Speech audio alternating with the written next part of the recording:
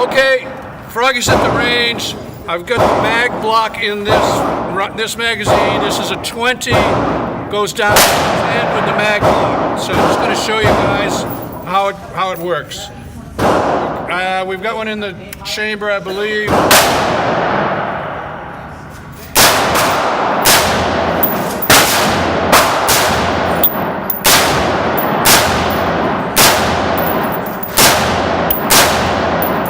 And that should be locked back.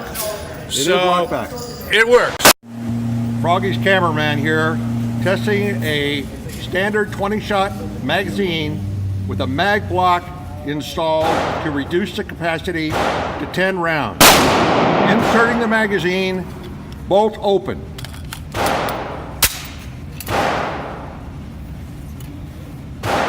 And release the bolt.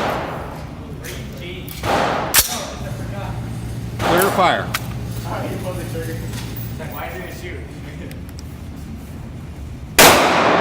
Safety.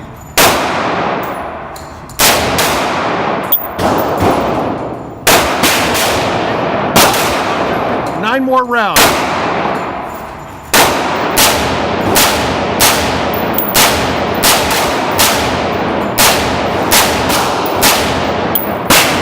Locks open.